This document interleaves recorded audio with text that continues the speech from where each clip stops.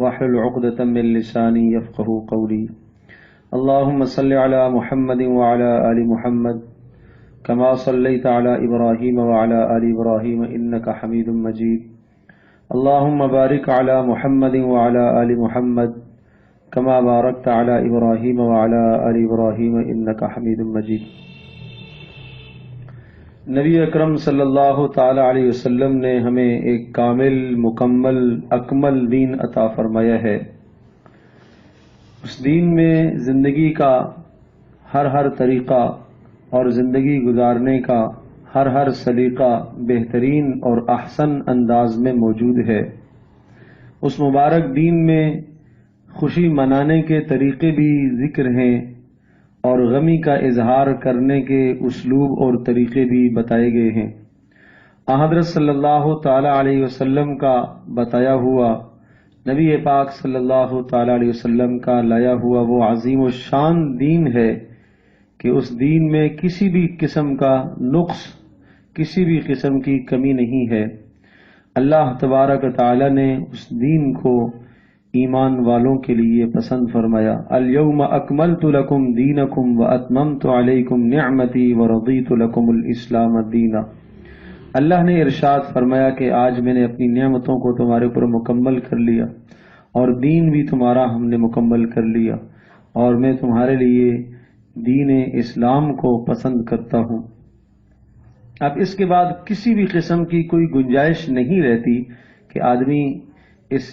دین کے اندر کسی ایسی بات کو داخل کرے جو رسول اکرم صلی اللہ تعالی علیہ وسلم نے نہ فرمائی ہو، نہ بتائی ہو، حضرت صلی اللہ تعالی علیہ وسلم نے وہ عمل نہ کیا ہو. اس وقت ہمیں یہ دیکھنا ہے کہ جب نیا سال شروع ہوتا ہے تو اس موقع پر کیا کوئی عمل رسول پاک صلی اللہ تعالی علیہ وسلم سے ثابت ہے؟ کیا حضرت صلی اللہ تعالی علیہ وسلم نے کوئی جشن منایا یا صحابہ کرام رضی اللہ عنہم اجمعین نے آپس میں ایک دوسرے کو نئے سال کی آمد کی کوئی مبارکباد دی ہے؟ یا تابعین یا تبع تابعین نے اس رسم کو منایا ہو؟ وہ زمانے جن زمانوں کے متعلق حضرت صلی اللہ تعالی علیہ وسلم نے بہتری کی شہادت اور گواہی دی ہے، کیا ان زمانوں میں کسی مسلمان رہبر اور رہنما نے امت کو کسی ایسے حکم کی طرف متوجہ فرمایا ہو؟ یقیناً جواب نفی میں آتا ہے کہ نہ تو نئے سال کے شروع ہونے پر نبی پاک صلی اللہ تعالی علیہ وسلم نے کوئی کسی بات کا حکم دیا، نہ آپ نے کوئی جشن منایا، نہ آپ نے کوئی مبارکباد دی، نہ صحابہ کرام رضی اللہ عنہم اجمعین نے دی، نہ تابعین نے، نہ تبع تابعین نے. اب سوچنا یہ ہے کہ یہ آخر رسم کہاں سے ایجاد ہوئی ہے؟ کون سی قوم نئے سال پر جشن مناتی ہے اور کیوں مناتی ہے؟ مسلمانوں کو اس وقت کیا رویہ اختیار کرنا چاہیے؟ تو یہ بات ذہن نشین فرما لیں کہ نئے سال کا جشن یہ عیسائیوں کی ایجاد کی ہوئی رسم ہے. قدیم زمانے میں عیسائیوں کے یہاں یہ روایت چلی آ رہی ہے کہ حضرت عیسیٰ علیہ السلام کی پیدائش ان کے نظریے اور عقیدے کے مطابق 25 دسمبر کو ہے، اور 25 دسمبر کو حضرت عیسیٰ علیہ السلام کی پیدائش پر وہ خوشی کا اظہار کرتے ہیں. اور جب وہ خوشی کا اظہار کرتے ہیں تو اس خوشی کو وہ برقرار رکھتے ہوئے اسی کیفیت کو، اسی خوشی کو یا اسی رونق کو وہ سال کے آخر تک، اختتام تک لے جاتے ہیں. اور نئے سال کا جب آغاز ہوتا ہے تو پھر نئے سال کو بھی اسی خوشی کے ساتھ اس کا اظہار کرتے ہیں. اور 21 دسمبر کی رات کو 12 بجے تک انتظار کیا جاتا تھا اور 12 بجتے ہی ایک دوسرے کو مبارکبادی دینا شروع کر دیتے تھے. اور اسی طرح سے مسلمانوں میں بھی آہستہ آہستہ یہ رسم سرایت کر گئی.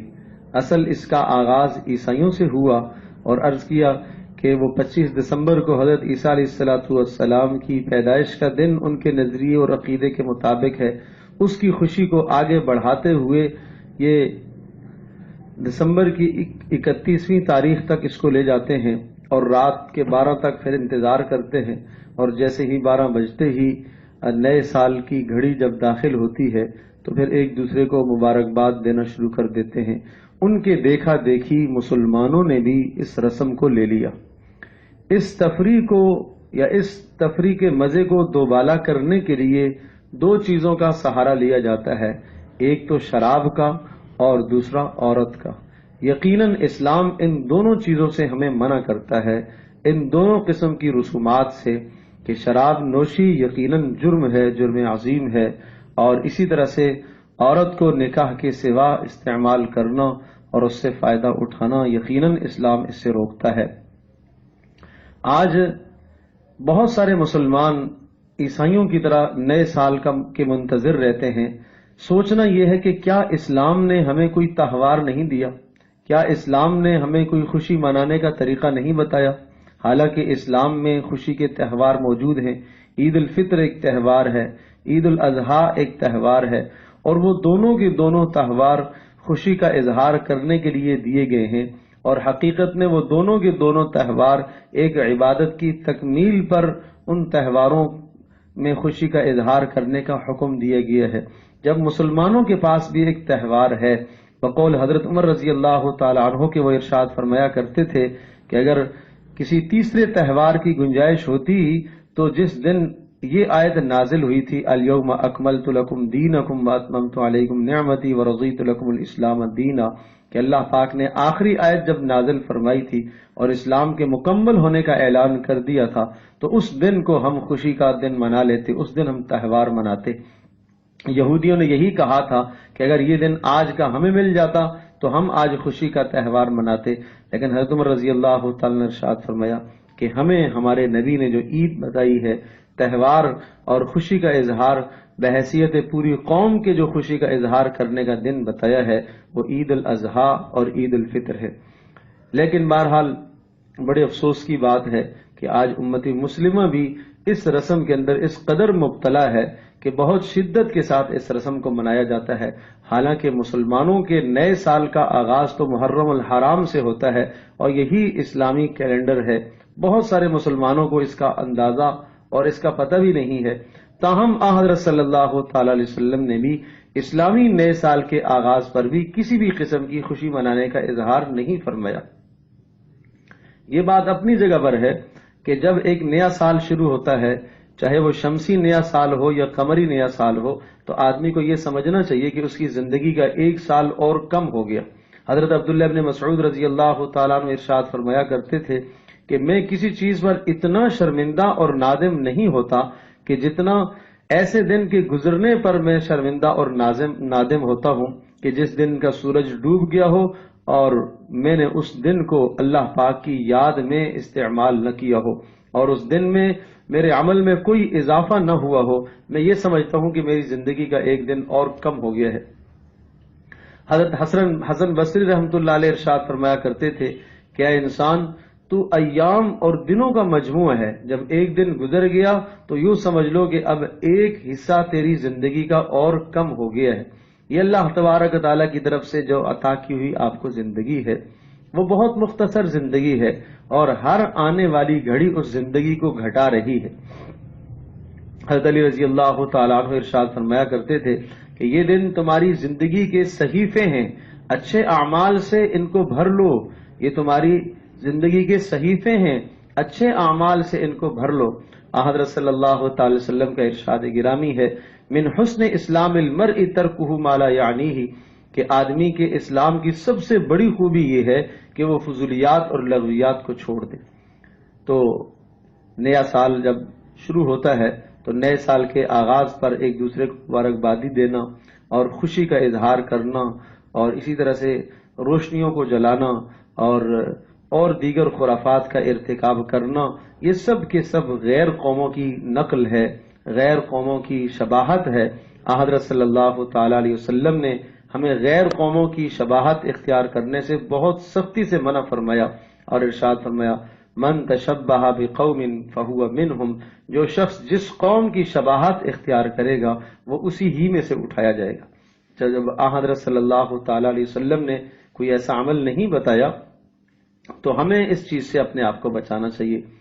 ہاں، جب نیا مہینہ شروع ہو تو اس موقع پر حضرت صلی اللہ علیہ وسلم نے ایک دعا بتائی ہے۔ جب نیا چاند دیکھتے تھے رسول پاک صلی اللہ علیہ وسلم تو یہ دعا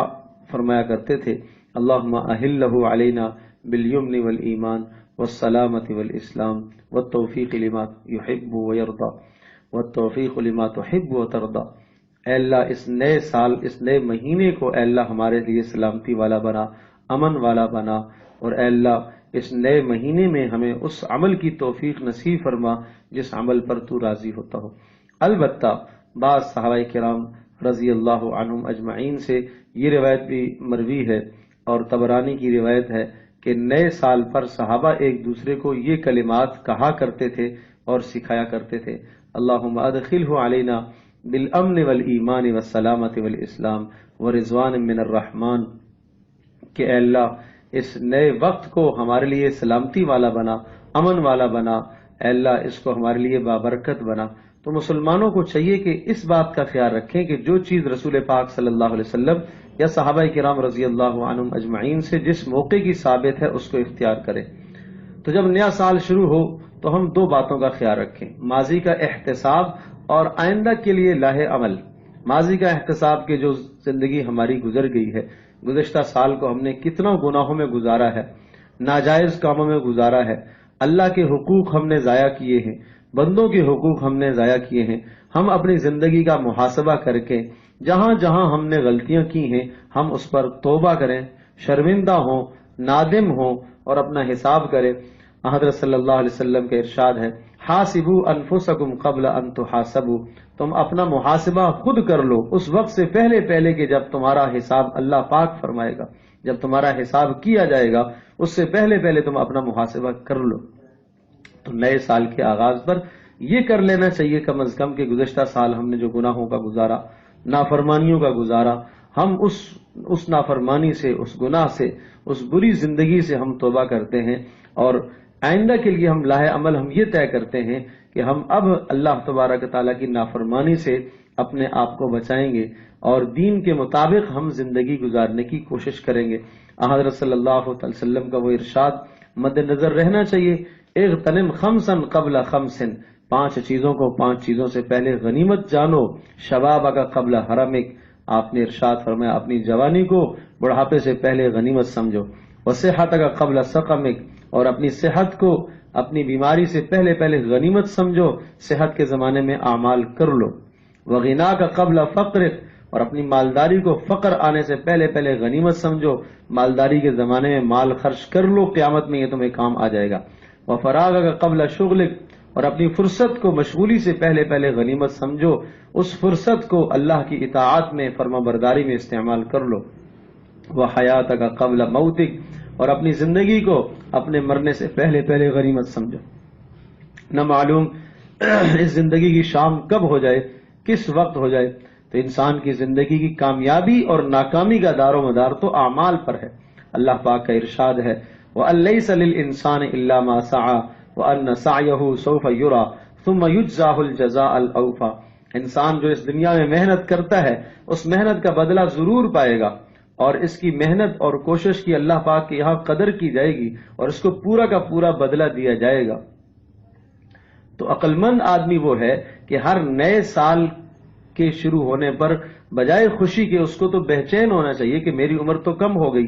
برف کی طرح پگھل رہی ہے اور میں اعمال نہیں کر سکا، اور ہر زندگی کا دن اور ہر نیا سال وہ مجھے قبر کے قریب کر رہا ہے، مجھے آخرت کے قریب کر رہا ہے، اور جو لمحات اس نے برباد اور ضائع کر دیے ہیں ان لمحات پر وہ توبہ اور تائب ہو اور شرمندہ ہو۔ تو مسلمان تو اس طرح سے اپنی زندگی گزارا کرتا ہے، اور یہ بات بھی اچھی طرح سے ذہن نشین فرما لیں کہ مسلمانوں کا نیا سال وہ جنوری سے نہیں شروع ہوتا بلکہ محرم الحرام سے شروع ہوتا ہے، جو کہ شروع ہو چکا ہے۔ مسلمانوں کو چاہیے کہ اسی سال کو اپنا سال قرار دیں اور اسی کو اپنی بنیاد بنائیں۔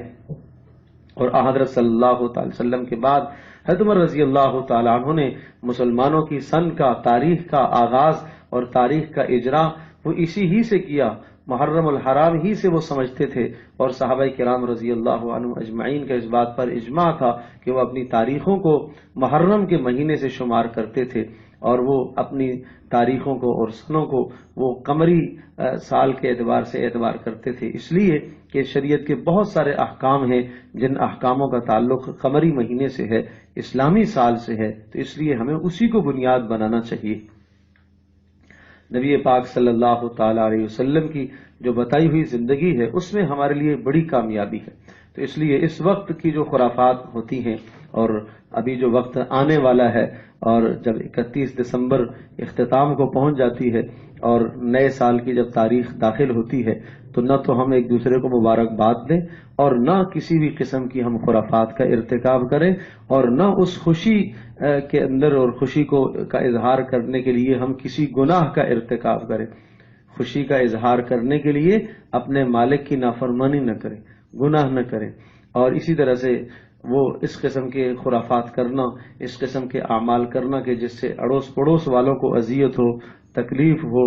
اور دوسرے مسلمانوں کو اذیت ہو، اسلام یہ چیز ہمیں نہیں سکھاتا. حضرت صلی اللہ تعالی علیہ وسلم تو اپنے پڑوسیوں کا خیال کرتے تھے،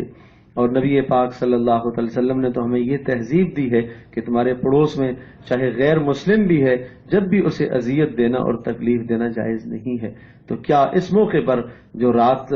12 بجے کے بعد جب ہم خوشی کا اظہار کرتے ہیں اور وہ پٹاخوں سے اور فائرنگ سے ہم اس خوشی کا اظہار کرتے ہیں، یہ جو ہمارے یہاں رواج چل پڑا ہے، یہ سب کا سب یہ غیروں کی نقالی ہے. مسلمانوں کو ان خرافات سے دور رکھنا چاہیے اور اپنی نسلوں کو بتانا چاہیے کہ یہ سراسر بدعت ہے، اسلام میں اس قسم کی بدعت کی کوئی گنجائش نہیں ہے. حضرت صلی اللہ علیہ وسلم نے